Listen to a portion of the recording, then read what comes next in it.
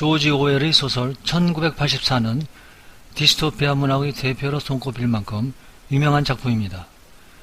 1949년도에 나온 작품이지만 현재 중국과 한국 등 일부 국가의 행태가 시대의 발전과 함께 일부 부분 소설의 모습을 닮아가는 것 같아 화제가 되고 있습니다. 소설의 시대적 배경은 1984년으로 지구 전체는 세 덩어리 전체주의 국가로 나누어져 명분 없는 형식적인 분쟁만을 이어가고 있는 상황이었습니다. 소설의 배경은 영국인데 이곳은 먹을 것도 충분치 않고 음식도 맛이 없으며 중앙에 위치한 피라미드형 중앙 건물을 제외하곤 대부분의 건물이 낡고 황폐했습니다. 경찰은 곳곳에 카메라와 도청 장치를 숨겨두고 전 주민을 감시했습니다. 주민들은 정부가 감시의 통로로 사용한다는 텔레비전을 항상 틀어놔야 하며 어떨 때는 일부 프로그램을 강제로 시청해야만 했습니다. 빅브라더가 지켜보고 있었습니다. 주인공은 이런 전체주의 정부의 모순을 발견하고 같은 생각을 가진 사람들과 회합을 가지는 과정에서 함정에 빠져 체포되면서 심한 고문으로 자유를 갈망하는 자신을 잃어가면서 인간성이 점점 변해가는 과정을 그린 얘기입니다. 이런 소설 속의 사회는 이젠 상상 속의 사회가 아니라 바로 우리 곁에 바로 다가와 있습니다. 현재 중국의 전 국민 감시 프로젝트 금방패 공정은 자국민을 감시하고 통제할 뿐만 아니라 앞으로 전 세계 사람들을 감시하는 프로젝트로 이어지는 중입니다. 중국 공산당은 90년대 말부터 해외 인터넷 콘텐츠를 검열하는 인터넷 만리장성과 자국 인터넷을 감시하는 진등공정에 돌입했습니다. 그러나 금방패 공정은 5년 전부터 인터넷을 벗어나 현실 세계까지 아우르는 전국민 감시 시스템으로 격상됐습니다. 이러한 감시 시스템은 안전사회 건설, 통치 현대화와 같은 간판을 내걸었지만 실상은 공산당 독재 정권의 유지가 목표입니다. 2015년 작성된 해룽장성 종합통치센터 현황표에 의하면 안전사회 건설을 구실로 해룽장성 전체 인구 3,800만을 모두 감시하는 시스템을 구축해 가동하고 있었습니다. 이에 따르면 2012년 해룽장성 당국은 성내 13개 시도 132개 현 957개 향 8,549개의 마을에 모두 종합통치센터를 건설해 총 51,295명의 감시 직원을 고용해 주민 전체를 감시했습니다. 이러한 감시 시스템은 금방패 공정의 기본 글격이 됐습니다. 중국 관영 신화통신 2006년 보도에 따르면 금방패 프로젝트는 이미 2003년에 당시 중국 전체 인구의 96%를 대상으로 개인정보 데이터 구축을 완료한 상태였습니다. 금방패 공정은 이후 기술 발달에 따라 음성인식, 얼굴인식, 데이터 등의 신기술이 접목되어 발전을 거듭했는데 태난공정, 슈랑공정, 안전도시, 안전농촌 등의 다양한 사업명으로 추진됐지만 본질은 정권을 위한 주민감시 시스템의 강화였습니다. 금방패 공정은 실제로 3단계로 구성된 것으로 알려져 있습니다. 1단계는 중추망과 접속망을 건설하고 중국 인구 데이터베이스와 블랙리스트 구축 등의 주요 내용입니다.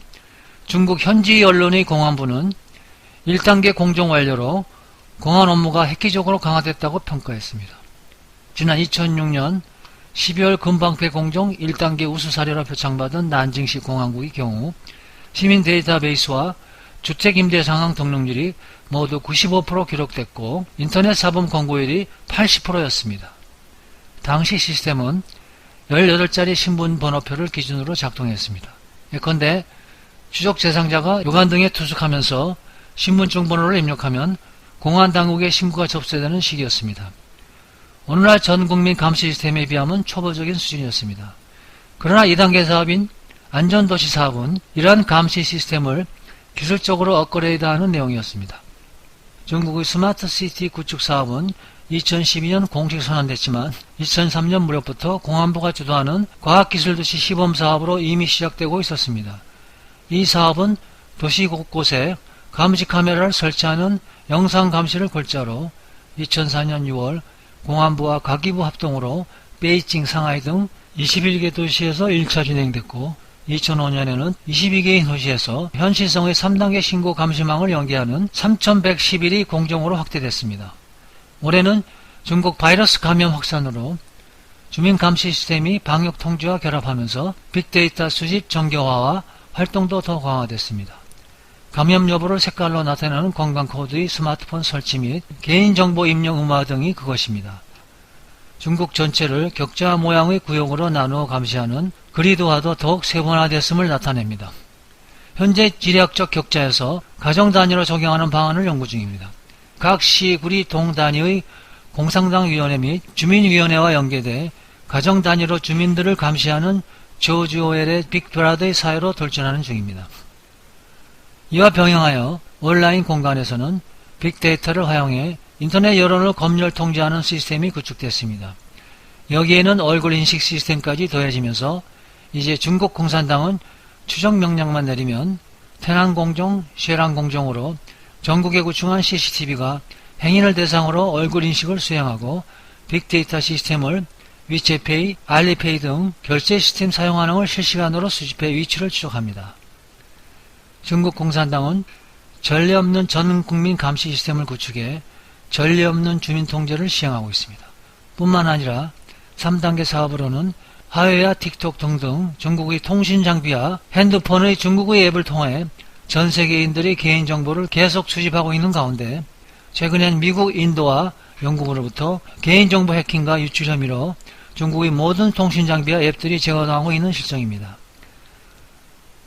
최근엔 한국에서도 중국의 틱톡 앱이 한국 사용자의 개인정보를 해외로 유출하는 정황이 포착되어 정보통신부로부터 1억 원이 훨씬 넘는 금액의 벌금까지 받았습니다. 그런데 이런 국민 감시 현상은 우리나라도 이와 다름없습니다. 몇 년 전부터 전국 교통통신망 구축이라는 명목하에 전국 도로 구석구석에 감시 카메라를 설치하고 방범의 목적이라는 명분으로 골목 구석구석까지 감시하고 있는 실정입니다. 자세한 내용은 알 수 없으나 권력자가 마음을 먹으면 중국과 같이 전 국민을 감시할 수 있는 상황입니다.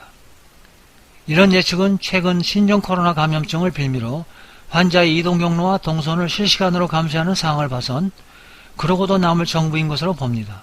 외국에서는 이런 행동이 개인의 프라이버시를 해칠 수 있다는 이유로 시행조차 못하고 있는데 이 정부 사람들은 아무런 거리낌도 없이 개인 프라이버시를 무단으로 침범하고 감시하고 있는 실정입니다. 더군다나 문제는 현재 한국 내에 설치된 대부분의 감시 카메라가 거의 중국산이라는 데 문제가 있습니다. 최근 인터넷상에 한국의 가정과 직장 내에서 생활하는 한국 사람들의 영상이 실시간으로 방영된 적이 있습니다. 심지어는 관공서의 모습까지 인터넷상으로 떠돌고 있는 상태라 심히 걱정이 됩니다. 그러나 이 정부는 중국몽의 작은 봉헌이라고 자처하는 상황이라 그에 대한 대책은 전무한 상태입니다. 이런 시대에 사는 우리는 개개인이 스스로가 자신의 정보를 보호해야만 하는 조지 오웰의 빅브라더의 통제 속에 사는 감시받는 사회 구성원의 일부가 되어버리고 말았습니다. 만약 미중 간 패권전쟁에서 중국이 승리하면 그야말로 전 세계는 특히 한국 사회는 완전한 전체주의 통제사회로 급속하게 변하여 자유를 박탈당한 노예 같은 삶을 살아가야 할지도 모릅니다.